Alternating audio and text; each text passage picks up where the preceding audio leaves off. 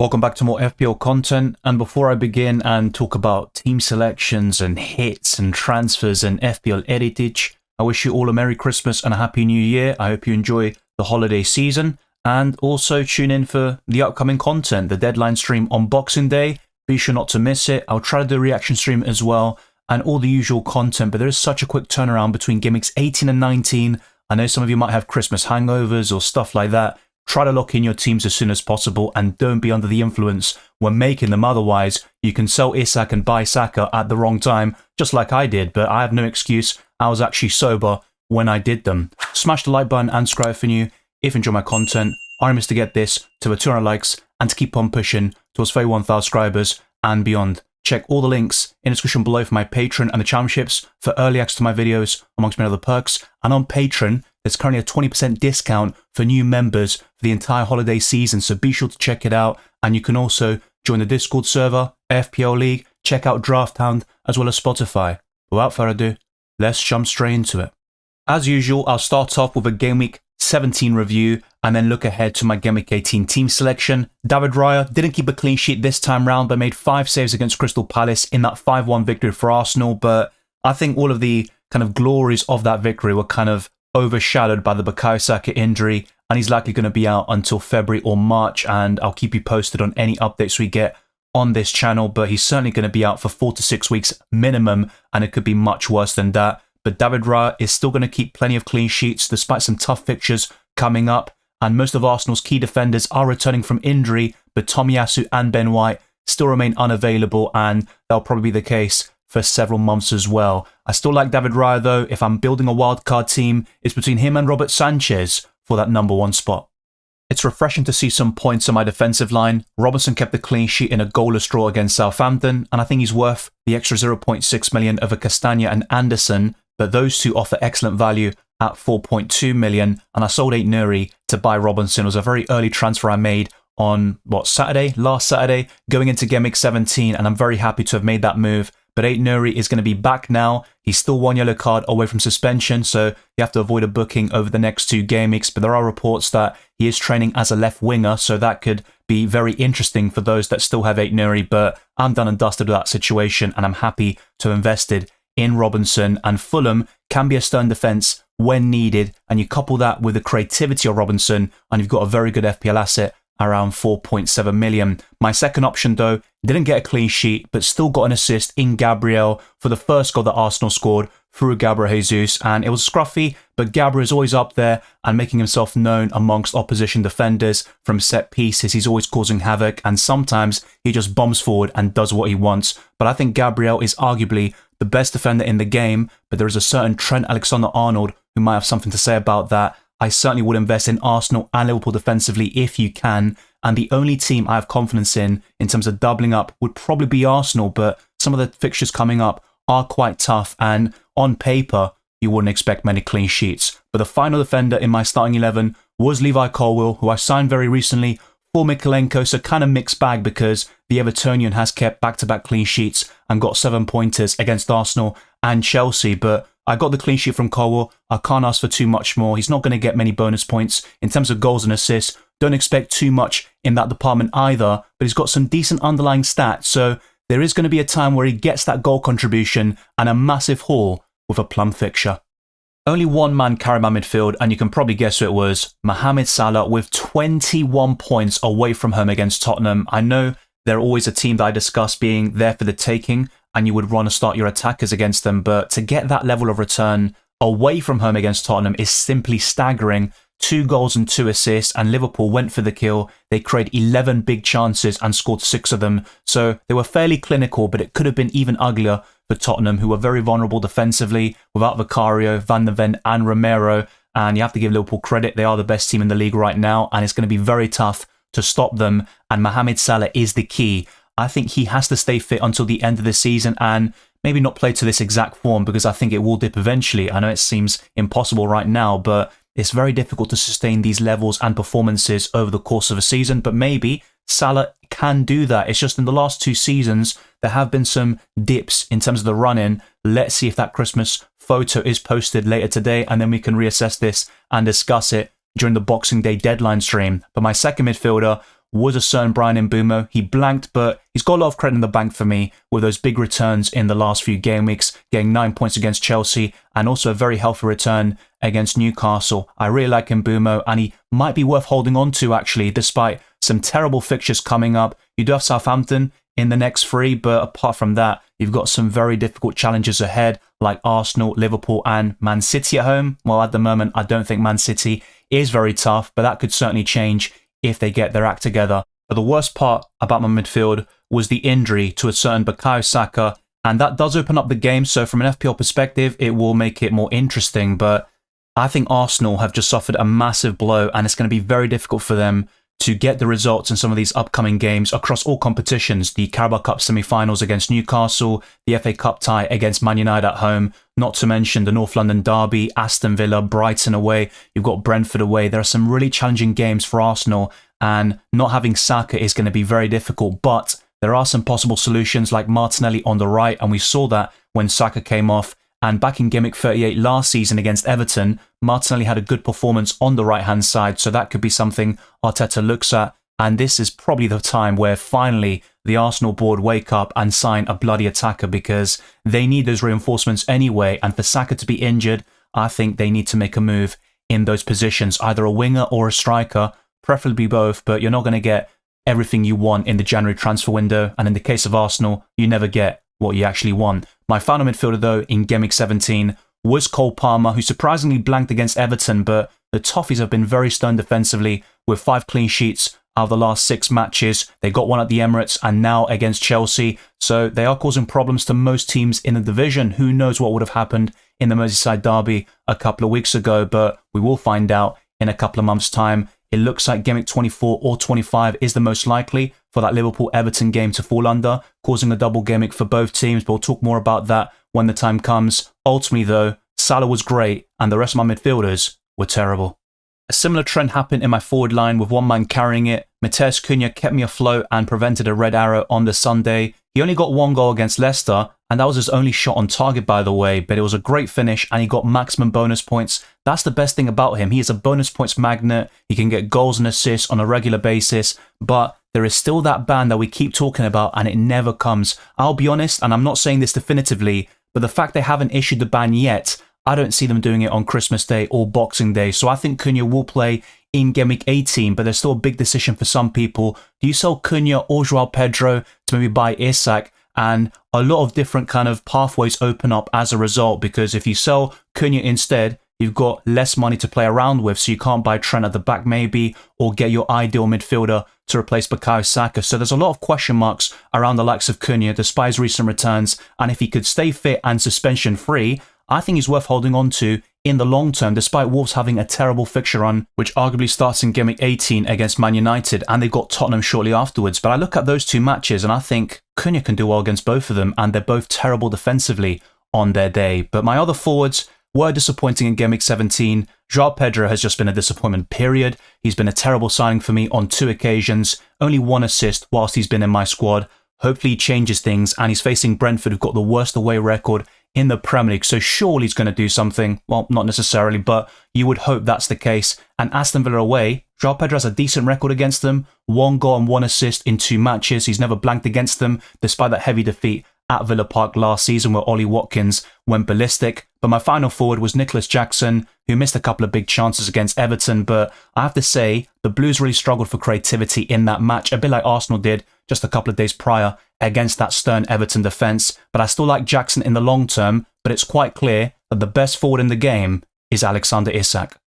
Ultimately, I scored 80 points in the game week, which is fairly decent, but I only got a very small green arrow, probably the smallest green arrow I've ever had in the last couple of years, to 355,000, and essentially the Cunha 9-pointer, Colwell's clean sheet, and Salah's massive return on the Sunday, that's what actually gave me that green arrow, because when I did the reaction stream on Saturday night, I mean, it seemed like I was pissed off, wasn't it? But yeah, it wasn't looking good then. I was around 500k and I had 12 points at the time. So the Sunday matches completely changed my outlook, and that 42-point mega haul by Salah was just sensational, really. And despite the high effective ownership, I was still able to get a green arrow out of that situation. So I've actually got the captaincy spot on in the last couple of weeks, which has resulted in those green arrows, because selling Isak around a month ago, 3 weeks ago, I mean, time's a blur at this point, has been very costly, and I've probably lost out on 30, 40, 50 points by selling Saka at the wrong time, buying him also at the wrong time, and the same with Isak, but I will make amends, and as I've said in the last couple of streams and videos, Isak is coming in, but the question is, who do I sell amongst my forwards, and who is the best Bukayo Saka replacement? I'll try to cover all of those topics in this video with my own ideas and also suggestions, and I'll discuss some different alternatives towards the very end using websites like Drafthound and FPL Team. But before I do that, let's delve into my initial transfer plans for Gameweek 18. There are some tough fixtures for Arsenal over the coming weeks, but Ipswich Town is arguably the easiest of them all, and you would back Arsenal for a clean sheet here on Friday the 27th of December, but you never know, football's a funny game, and maybe that injury to Saka will kind of destabilise Arsenal, they'll struggle to score, and Ipswich Town will gain some confidence. You just don't know what can happen in a game of football, especially in the Premier League, but you would back Arsenal out of any team in the Premier League this week to keep a clean sheet. I think the other team would be Liverpool with another plum fixture against Leicester City, because you look at all the other games, you could see goals in every single one of them, but let's see what football has in store for us this week, and can David Raya keep another clean sheet? That's 3 out of the last 6 game weeks, which is still a decent return, but for a premium goalkeeper, you can find better value elsewhere. Sells has been brilliant this season, Robert Sanchez is staying competitive with Raya, and the other options, Onana and Pickford, are always up there amongst the highest scoring goalkeepers in the game, but I still firmly believe David Raya will keep the most clean sheets. Arsenal, after all, have the best defensive stats in the Premier League, and a clean sheet against Ipswich Town. Come on, I want some points, and hopefully my goalkeeper curse doesn't happen again.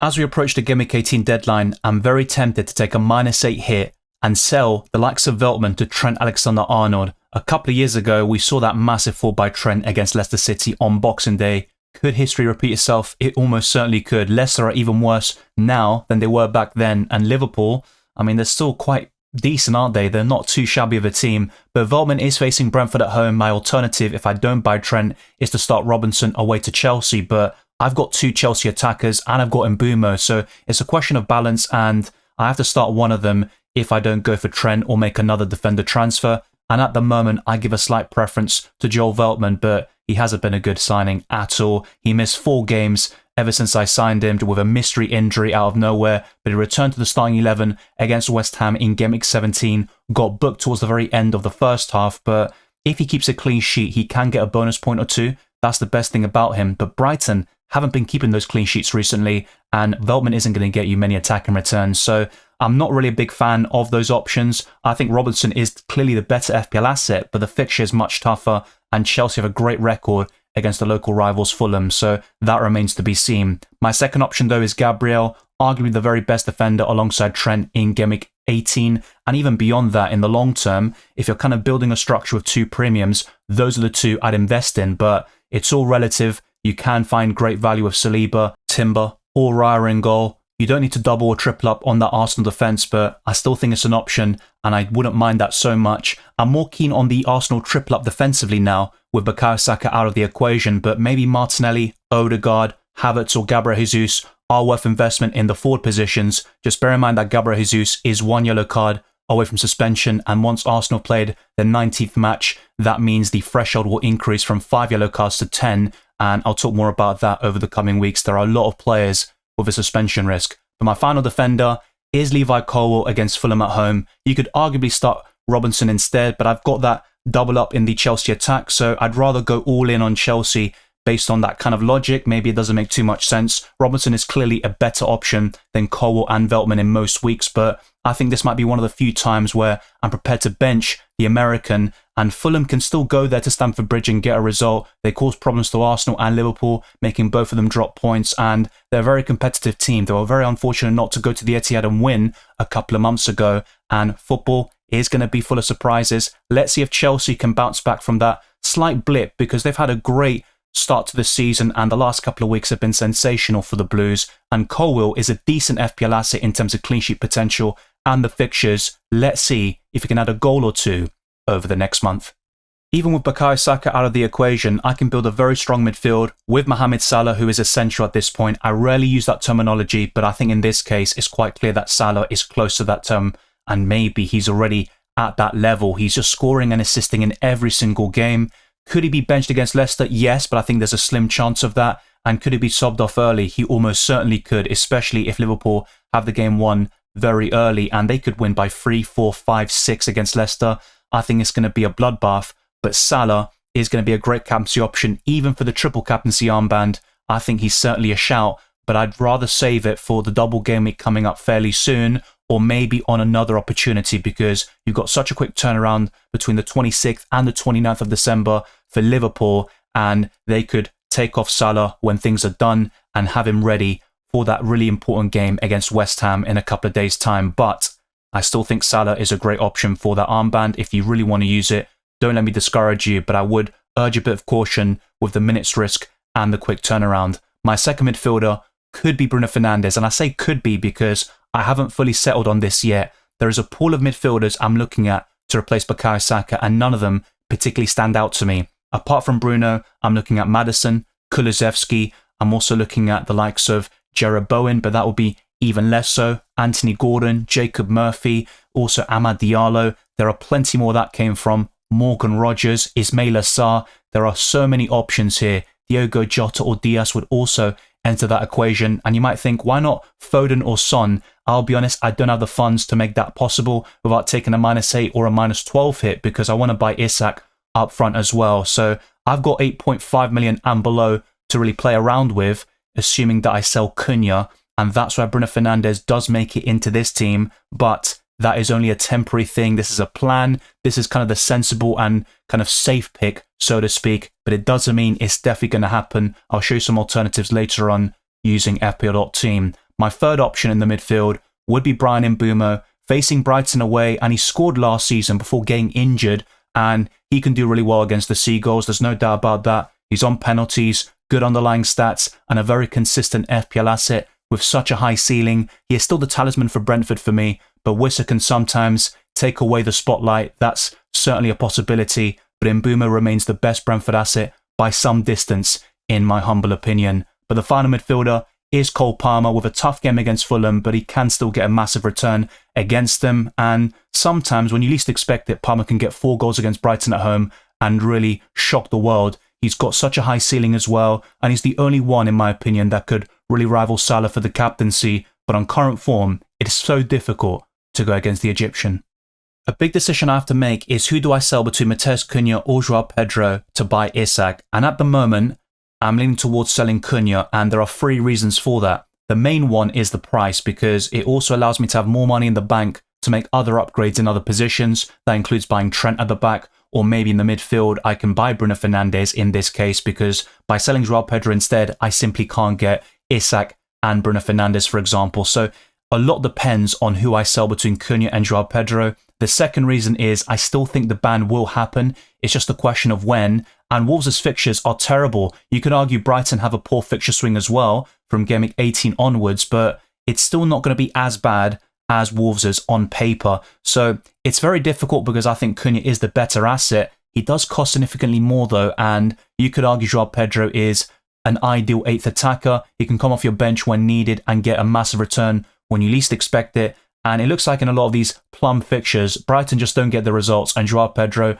struggles as a result. And I think his best football comes when Danny Welbeck or Ferguson is up front, so he can link up as the attacking midfielder or floating striker. But at the moment, I'm actually looking at keeping Joao Pedro, but that doesn't mean it's set in stone, because I have to say, if money was no object, I'd still rather keep Matheus Cunha, and that ban is probably a very huge reason why it might be logical to sell the Wolves talisman, but it's just not really ideal, considering the fact that he's been so consistent and he's got that high ceiling due to the bonus points. Every single week, it seems Matheus Cunha is up there amongst the goals. When you compare the underlying stats of both Brazilians though, I think Joao Pedro's numbers are actually even better, but you could argue Cunha is a better finisher, and that's very important in FPL. He can overperform his stats on a consistent basis, but there are so many different pros and cons about Joao Pedro and Cunha. Let me know your thoughts down in the comment section below. I might reconsider this and change my mind and instead sell Joao Pedro, because I've had enough of him at this point. I know he's cheap and you can't expect too much from a budget forward, but at least a goal, mate. Come on, in 5 game weeks, do something, because when I don't have Joao Pedro, he's absolutely amazing, but that doesn't really matter to me. I want some points in my FPL team. My second forward though would be Isak. He's coming in, he's going up in price every single night it seems, except Christmas Eve, thank God. But he's facing Aston Villa at home next. He's got 2 goals in 3 appearances against the Villains, and he could get a brace or a hat-trick in this game too. But let's not forget, that was his first Newcastle hat-trick against Ipswich Town, so maybe let's temper expectations a little bit. I think he'll dip a little over the next 3 game weeks. The fixtures are tougher on paper after all, but they are still quite appealing for attackers like Isak, and I wouldn't mind a Newcastle double up offensively with Jacob Murphy or Anthony Gordon, but at the same time, there are so many different options in the midfield, and I think Isak is by far the best Newcastle asset. But the final forward would be Nicholas Jackson. With that tough game against Fulham, don't get booked, Jackson. That's the last thing I need. Otherwise, I could be in a bit of a pickle going into Game Week 19 and beyond. But I've got decent squad depth, as you'll see in the next section, with the captaincy and the substitutions. It's very important in this hectic Christmas schedule to have those players ready on your bench to come on when needed, and ideally a 50-man squad that's very competitive and can also allow you to make aggressive transfers in the midfield and forward line. Admittedly, my bench isn't great. My backup goalkeeper is absolutely useless, so if something happened to David Raya, I would be in a bit of trouble, but Valdimarsson is just a bad pick on the Game Week 6 wildcard. Clearly, Fabianski is the best budget goalkeeper, but you've also got Martin Dubravka for the next month or so, and also Fraser Forster, but just don't go there. I think Tottenham defensively are a no-go at this point in time. Semenyo, Robinson and the injured Van den Berg complete my bench, and I think the first 2 options are not too shabby. I wouldn't mind if they came off the bench, but whenever Semenyo does, he does absolutely nothing for my team. But he got an 8 points against Man United, which to be fair, isn't the most surprising, and then a double-digit haul against Man City back when we never expected this downfall from the citizens. But let's talk about the captaincy. Is it even worth talking about that much? Probably not. Mohamed Salah is my captain, and I don't see that changing unless before the deadline we get news that Salah will be benched, and I very much doubt we'll get that sort of information, and Palmer would be my vice. But other options I'd consider would be Isak, I think, and that's about it. I wouldn't go for a defender, even though Gabriel would be the most appealing from my players at the moment. And if I bought Trent for a -8 hit, he would be another captaincy shout. I think an assist, a clean sheet and some bonus points is certainly possible. But with the changes to the bonus point system this season, I don't think Trent offers as much value as he once did, and he doesn't really warrant that 7.1 million price tag in my opinion, but he is still the best defender in the game when he's on his day. He's got the highest ceiling, and it's always kind of fun to own somebody like Trent, and Liverpool have one of the best defences in the Premier League. They are sitting top of the Premier League table with fantastic fixtures in the long term, so there's a lot to like with that particular pick, and in my case, it'll prevent either Veltman or Robinson from being in my starting 11.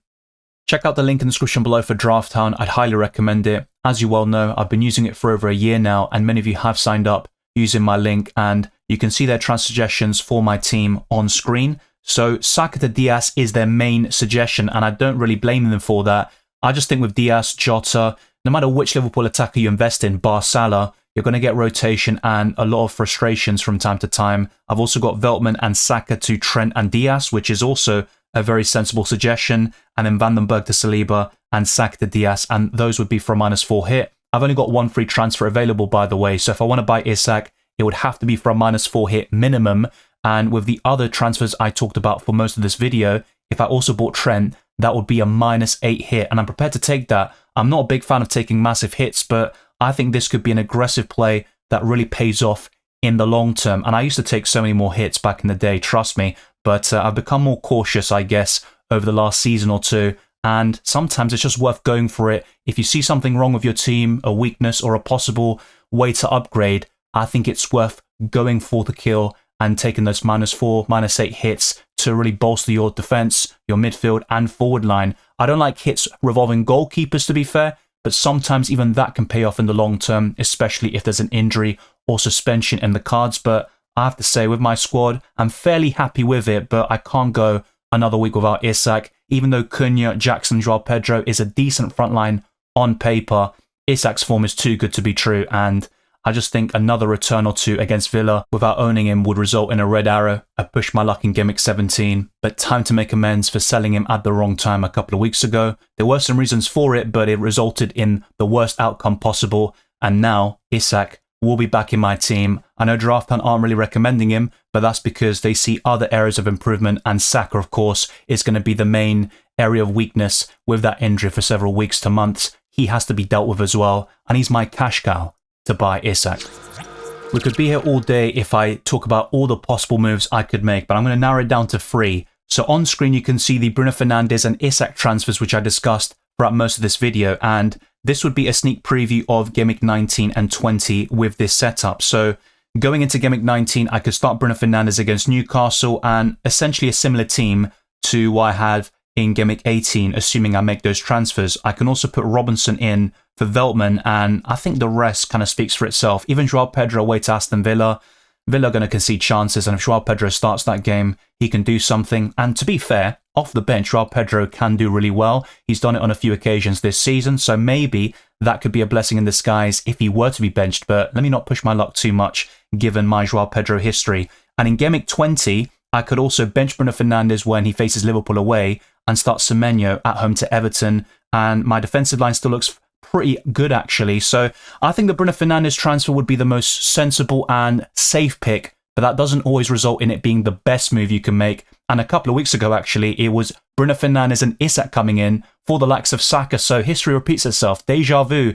Am I going to make the same mistakes again? Probably. That's the way FPL can be sometimes. So those are the transfer plans of buying Bruno Fernandes and Isak for Saka and Matheus Cunha. Now the alternative would be buying Trent for a -8 hit, but I can't afford Bruno Fernandes as a result, and instead I will need to buy a 5.8 million midfielder or below, and Ismaila Sarr is my favourite at this moment in time with the fixtures and his recent form, and Isak would still come in for Matheus Cunha. So very similar, and in terms of budget, I would have nothing left over in the bank, just like with the Bruno and Isak moves that I discussed throughout most of this video. Let me know your preference down in the comment section below. This -8 hit with Trent, Ismaila Sarr and Isak, or just by Bruno and Isak. I also put a poll out on my channel, and you can cast your vote on the community tab.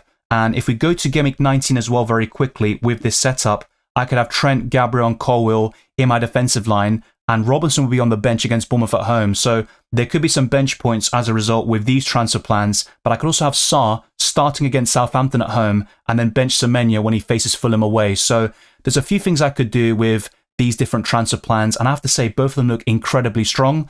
FPL.team do have a slight preference though for these transfer plans despite the extra hit involved, because the expected points is significantly higher in most of these game weeks. If you compare Game Week 19, for example, as you can see, the second set of transfer plans with Trent does have higher expected points, and the same goes back to Game Week 18. So this week, which is the main focus, and we can't really discount that too much, we can't always look too far ahead, but there is a big difference in expected points as well. But when you factor in the -4 hit, you could arguably say this one would be slightly higher as a result. Now, the final set of transfer plans, I don't want to overload you with information, but it would be to keep Cunha and selling Joao Pedro. So Isak comes in still, and I can buy Diogo Jota in the midfield for Saka, and I've got 0.1 million left in the bank. But with all of these different moves, I don't have much money left over to then upgrade my defensive line if needed. But with the Trent set of transfers with a -8 hit, I think my defensive line is pretty much sorted. Even Vandenberg injured or just getting 1 point or 0 points in most weeks, it's not really too relevant. He'd always sit on my bench, except for the Southampton fixture coming up maybe, but that's another discussion for another time. But at the moment, I have to say I'm leaning towards Bruno Fernandes and Isak for a -4 hit, but I'm very tempted by Trent, and I think Cunha has to go, despite the fact that he's got decent fixtures for an attacker in Man United and Tottenham coming up. He's been in incredible form. I think the suspension coming up very soon, which might be in Game Week 20 or beyond. You've got the poor fixtures and then the different structure points in terms of the forward line. Selling Cunha instead of Joao Pedro makes more sense for my team because it allows me to then invest in Bruno Fernandes or Trent Alexander-Arnold. And if I do go for Trent, I can still buy a very decent midfielder like Ismaila Sarr, who can rotate very well with Antoine Semenyo. Thank you very much for watching this video and listening to this podcast. If you enjoyed it or found it useful, then be sure to smash the like button and subscribe if you're new. Our aim is to get this to over 200 likes and to keep on pushing towards 31,000 subscribers and beyond. Follow me on Twitter and Instagram, DylanRCM, and check all the links in the description below for my Patreon and the championships. There is a 20% discount on Patreon if you check it out. The link is in the description. There's also my Discord server, FPL League, Drafthound, as well as Spotify. You can also find me on Blue Sky and Reddit by typing FPL Dylan or DylanRCM. I wish you all a Merry Christmas and a Happy New Year. Enjoy the festivities, and I'll see you very soon for the Boxing Day deadline stream.